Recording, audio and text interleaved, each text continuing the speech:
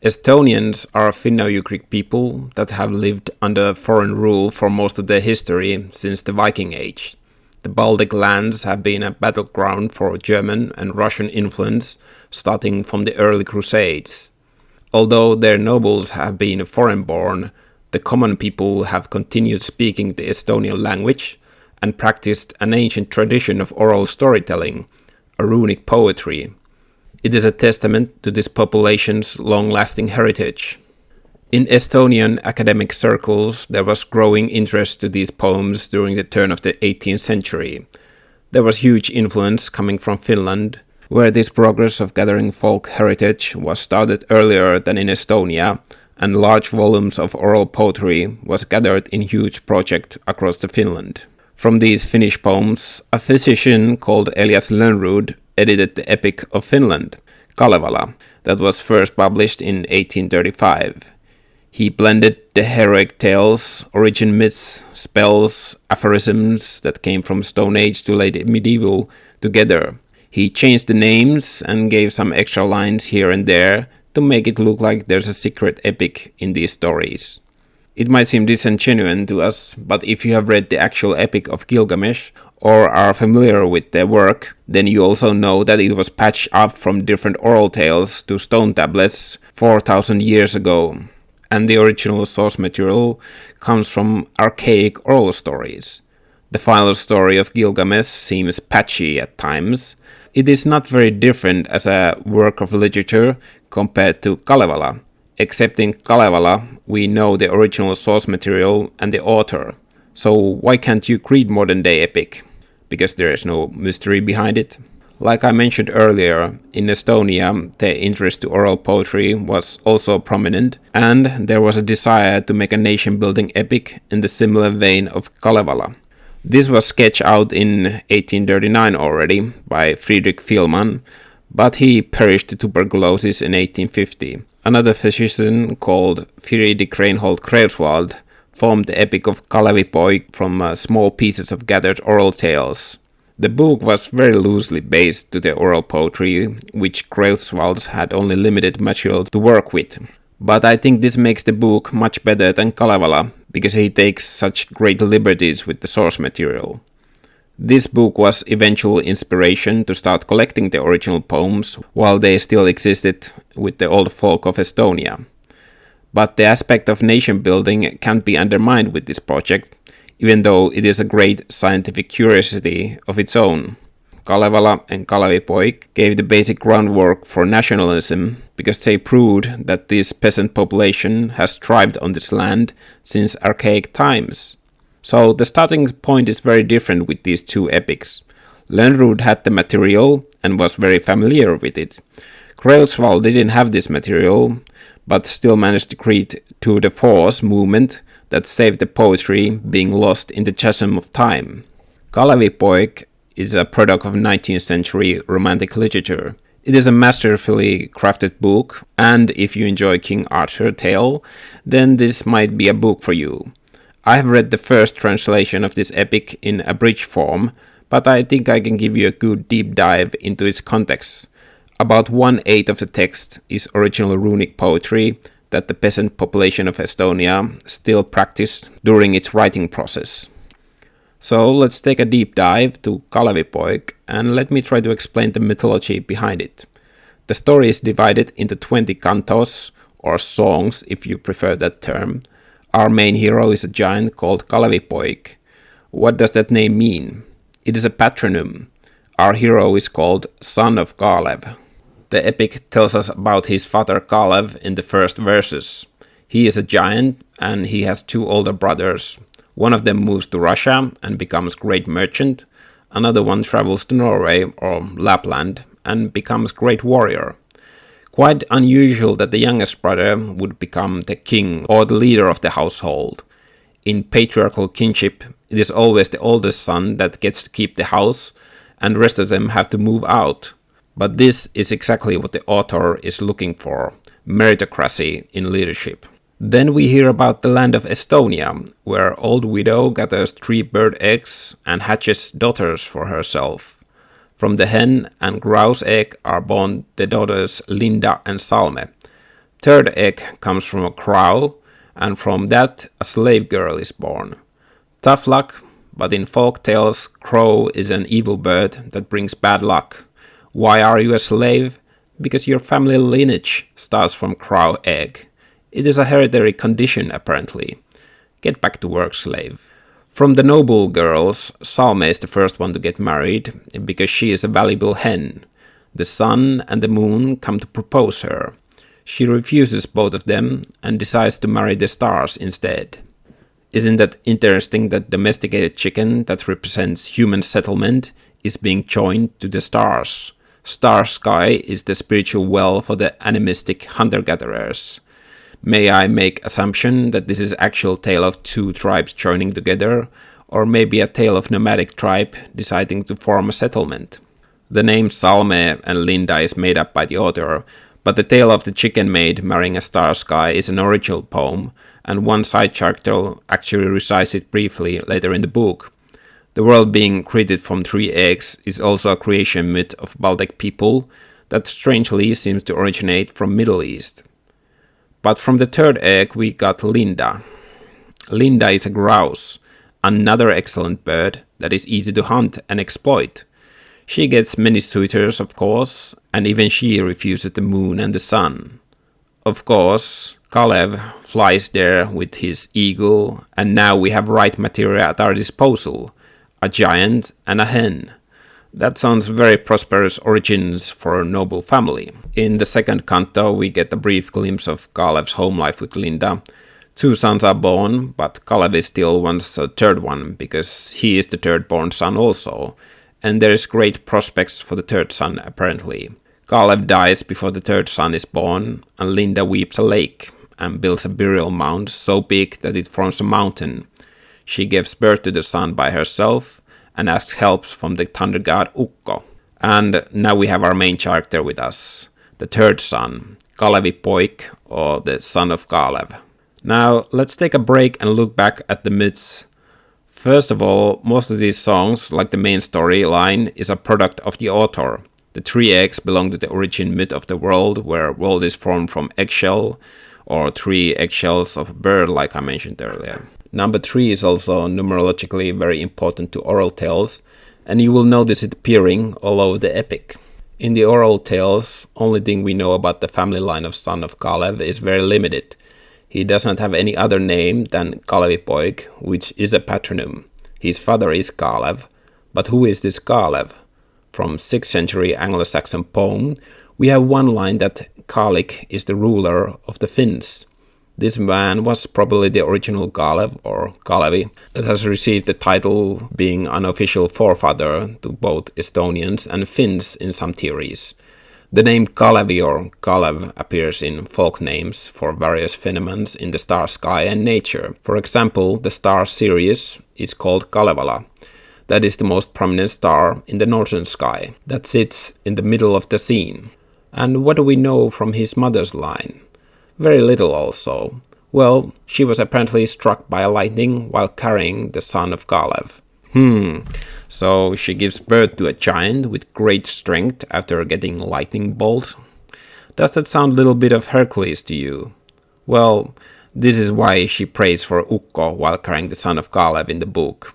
I guess I should have also make a note here that lightning bolts in a distance that don't make a sound for the observer were called Kalev's fire. Very curious. There is only very little tales about this son of Kalev in the end. He was a giant of a man that caused amoral mayhems around him and formed many shapes of landscape while ransacking through the Estonian terrain. And that is pretty much it. The author mixes in other giant tales in here. When she talks about Linda building the burial mound, he takes lines from another giant's wife that also carried stones. When this story moves forward, we're going to see an epic of a king. Here I have to defend artist and his treatment to the original source material. All epics are basically conservative king myths that try to legitimize the ruler. He is the next in line after gods, and you should follow him. I think this is the reason why Thor ended up in the family lines of many rulers. It gives absolute power to their rule. This giant doesn't even have anything else except his patronymical name. His only identity is being a son of Kalev, who obviously is even greater man than him. This man is a giant, and I think you have to take that description in more meta sense. Rulers are bigger than you, hence they have natural right to rule over you. Even to this day, we have heightism, where most leaders are taller than the general population. I don't think it is a coincidence, but a primitive biological fixation to their appearance. Most of politicians and CEOs are above the average height. But let's get back to the story. In the third canto, the three sons of Kalev are now young adults. So why are there three sons in this epic? Because 3 is the magical number in runic poetry. Usually there are 3 attempts at some task, then presto. It has some numerical meaning, but it is good memory rule for the oral storytelling also. The author uses this tool for his novel in many passages. When the brothers go for hunting and catch every animal there is in the nature, it becomes clear how important the third son is, that gathers all the carcasses from the hunting party. He is going to be the main character from this point, and 2 older brothers are mere side characters. Linda is now a widow, and once again, men want to marry her. She was married to a giant and gave birth to 3 giant sons. Now that sounds like a broken dating market. One of the suitors is Finnish sorcerer who has specialized in winds. Linda, of course, remains loyal to her deceased mate and refuses all her suitors. The Finnish sorcerer decides to take matters into his own hand. This happens while 3 brothers are showcasing their singing to some supernatural maidens. Apparently, the giants can make the nature rebirth itself and are seen as a part of creation myth that creates many plants and animals to the nature. Obviously, giants don't do that in folk tales, but this is a mix of some another creature that can sing all these things to nature. Meanwhile, the Finnish sorcerer steals their mother, who of course resists and prays help from the thunder god Ukko, who this time uses the thunderbolt to alleviate the situation. And this force of thunder god leads to Linda's demise. Linda is now petrified, and the Finnish sorcerer flees empty-handed. When the brothers notice that the mother is missing, they conduct a search in vain. 2 older brothers decide to sleep so that the spirit world of their dreams would reveal where their mother is located. But the youngest protagonist resists this course of action. He decides to ask help from his father, who replies from the grave that he has nobody and can't come to his help. Fortunately, talking birds give him important tip how the Finnish sorcerer was seen carrying Linda. Here you will get 2 big themes for the epic. Sleeping, which means traveling to the spirit world, that gives early omissions. Another one is talking to animals, especially birds that give important guidelines to the protagonist. I think these story elements are very clever additions to the epic, but I think there are many folk tales about birds talking in sentences with their chirps. That is very easy addition in some sense. But the birds were the creatures of the sky deities since they travel to sky. You should always listen to them. So we get our first voyage starting in the 4th canto. And if you have noticed, it is basically Odyssey in reverse. There is the wedding scene with the suitors that starts the voyage. Son of Kalev swims across the Baltic Lake in great vigor and stops to a nearby island for sleep. There he is spotted by a maiden that is easily seduced by him. When parents meet the giant, they immediately know that he is the son of Kalev because of his great stature. When hearing this, the maiden is horrified and accidentally falls from the cliff. Son of Kalev jumps behind her but does not find her and decides to continue forward. Then there's a long piece of text how parents try to find this fallen maiden, but she becomes basically a mermaid that can't be ever seen. Obviously, only real part of the folktale comes from the story of maiden turning into a water spirit. It gives a good example how these disconnected folktales are basically just pasted to the top of the story in some cases. In the 5th canto, this side story continues, and there's a world tree myth creation mixed in there, when oak tree is planted and cut down by the request of the deceased maiden's mother.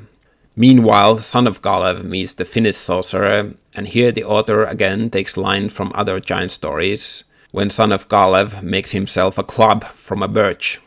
There's a great battle scene because Finnish sorcerer has wind magic and basically calls upon the whole army from a gust of wind that the son of Kalev has to take on. The blood levels rise so high that it sounds like a deluge myth. When the sorcerer is at his mercy, he asks the whereabouts of his mother. The sorcerer can't explain the confusing escape scene, so son of Kalev kills him. But soon after his action, he realizes his mistake and falls to sleep. During his dream, he realizes the fate of his mother. In the 6th canto, the son of Kalev now roams in Finland and meets a blacksmith and his family. They all recognize that he comes from Kalev family because of his appearance again. He wants himself a sword, and after testing and breaking few of them, he gets the best one with golden handle and a blade that does not break against stone. He promises that there will be money waiting in Estonia for the blacksmith, and he can come to gather his payment later. Then there is a feast and a lot of drinking ensues. During this feast, he tells about his brief encounter with the maiden. Son of the blacksmith is enraged by the immoral actions of the giant and blames him to be at fault for the maiden's death. Son of Kalev, of course, sees no problem in his amoral actions, and brief wrestling match commences. You can tell how drunk they all are if normal human thinks he can take out a literal giant. In the chaos, son of Kalev decides to unseat his sword and kills the blacksmith's son. No one in the family can go against him since he is a giant wielding a sword, so the blacksmith decides to curse the sword to turn against him, and says the murderer will receive his dues sooner or later. Live by the sword, die by the sword. The author is making a clear cue call from the Bible in here. Son of Kalev flees the scene and returns to home. A Homeric hero would not feel any remorse about this scene, so you can see that it is modern text when the author adds lines of remorse for the protagonist. In the 7th canto, the son of Kalev has returned, and his 2 older brothers confirm him what Dreamwolf has told them about their mother. There is lamentation, and he visits his father's grave again. Once again he can't get up, but tells that he and gods are with him and helping on his voyage. The most important decision that the 3 brothers make here is to cast dye on the kingdom. Earlier in the book, Kalev, in his great wisdom, told that his kingdom should be ruled by only one son and not to be split among them. Does that sound familiar to you? That is Shakespeare's King Lear setup that you might have seen in Kurosawa's movie Ran. But this is not an epic of 3 sons fighting for the throne. Kalev is so smart that he would never split the kingdom for 3 sons. There can be only one Estonia with one king, but the king is not the oldest one as you would expect. It has to be the best one. Now in the 8th canto we get to see the original folktale of Son of Kalevi, where he throws a stone over a lake, because this is how the 3 sons will decide who will be the king. Single feat of strength. Of course the 3rd one wins, and the rest of the brothers are so noble that they accept their defeat and leave their land. And now we have only one son of Kalevi in the story.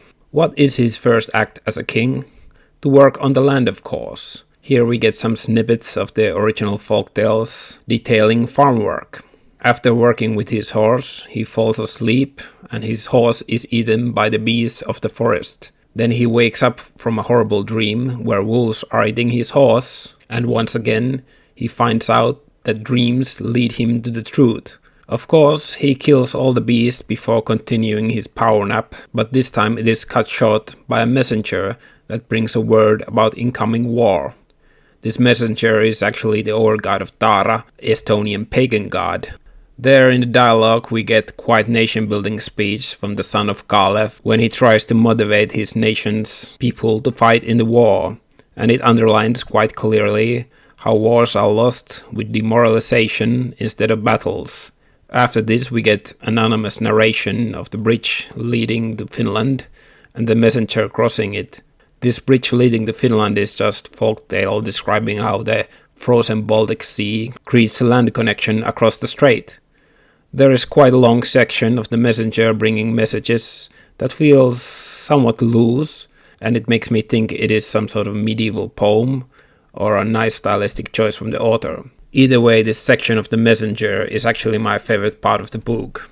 Now we are somewhere in the middle of the cantos. We are in the 10th canto, which is missing from my version of the book. But what I'm missing is not much, in my opinion, if I look at the English summary.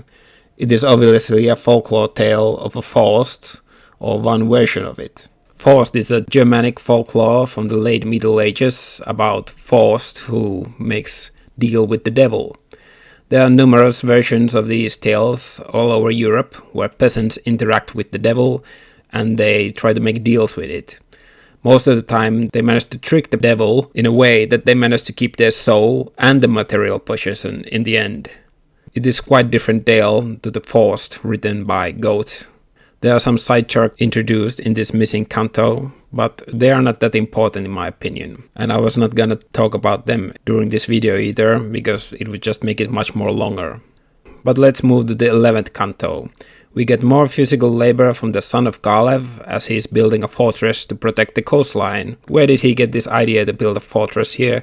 Well, obviously from a dream. In the building story, there is quite clear mention of planks that he is carrying. That is quite modern piece of lumber item. During his building, there is some sort of wizard called Papesy that is disturbing his task by manipulating the sea. This is quickly stopped when son of Kalevi displays some feats of strength. And what does he do after some mysterious wizard has tried to assassinate him by drowning? Well, he takes a nap. During his sleep, the same wizard steals his sword.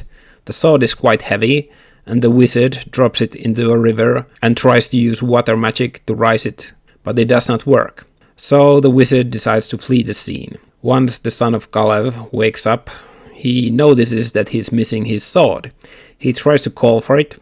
He asks from gods have they seen the crime, and they give him quite detailed explanation of the incident. Son of Kalev arrives to his sword and has a dialogue with it. Apparently the sword prefers to stay in the riverbed because war is hell and son of Kalev has done atrocious actions with the sword, and especially the murder of the blacksmith's son comes up. They come to agreement that giant does not need a sword, but there are two orders given to the sword that when mighty hero like son of Kalev comes across again, the sword should rise again. But if the previous holder comes across the river, then the sword should cut his legs off. With this last sentence, the son of Kalev obviously meant the wizard that stole the sword, but also doomed his own fate, that we will see later in the story. But what does this remind you of? The sword will rise again when the righteous king of the land comes across it. That is Excalibur and the tale of King Arthur. This is where the canto ends in my version, but apparently it is continued with a tale of a little man that gets to live son of Kalev's wallet. Yeah, I think my abridged version is edited a little bit better. Did the author borrow this sword myth from King Arthur in here? Yes, but once again, in the oral tradition, the Ottawa star constellation is known as the sword of Kalevi. So this made-up tale does have some loose roots to the folk tales. So in the 12th canto, it is about the son of Kalev fighting against this wizard and the wizard's three sons.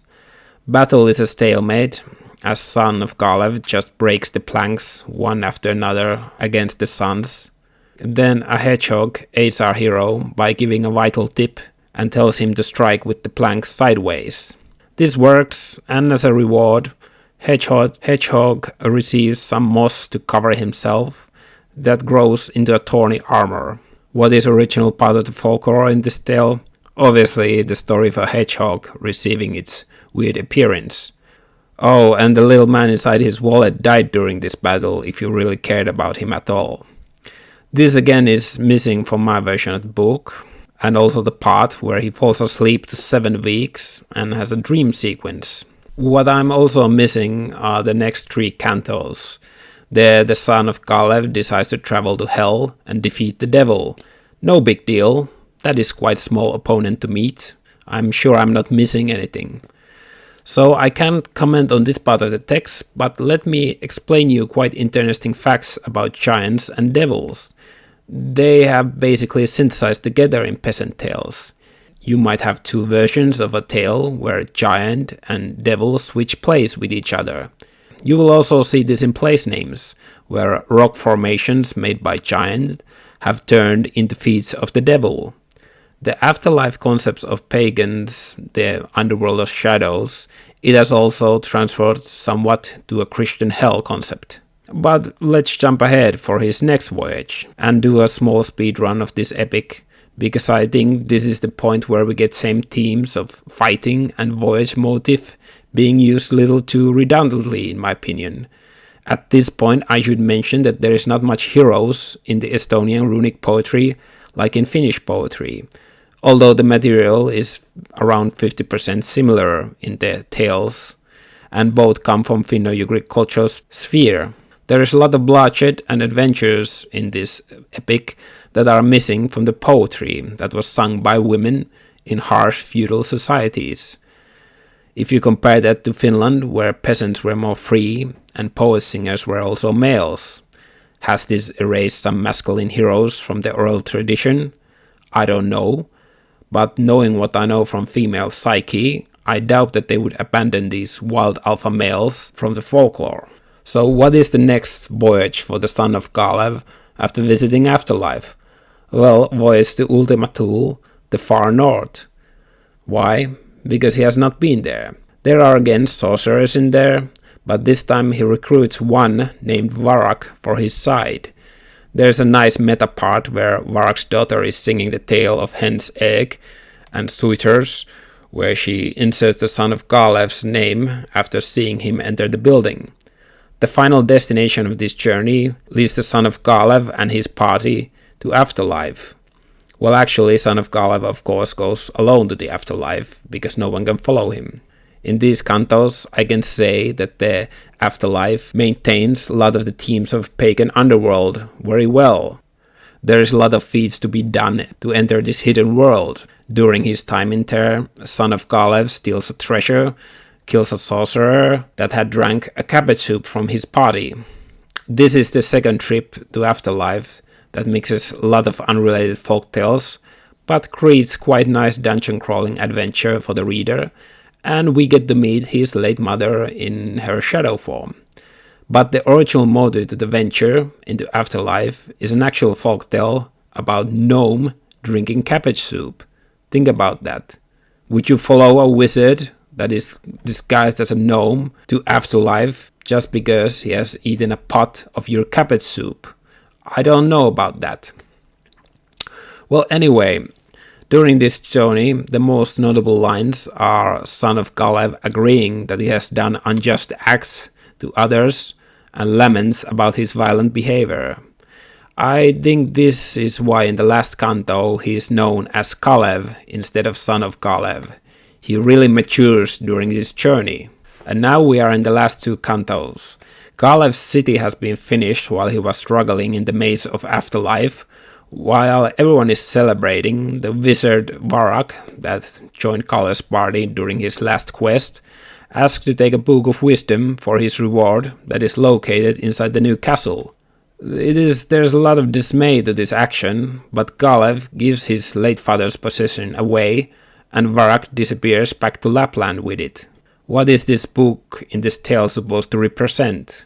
We never heard about any books. Obviously, those disappearing oral poems that have not been gathered yet in Estonia while writing this epic. This is what this book is supposed to symbolize. Although this epic needs more editing, there is so many clever symbolism all over the text. When the war is approaching Estonia, Kalev tries to consult his father's grave, which stays silent this time. The knowledge is lost, son.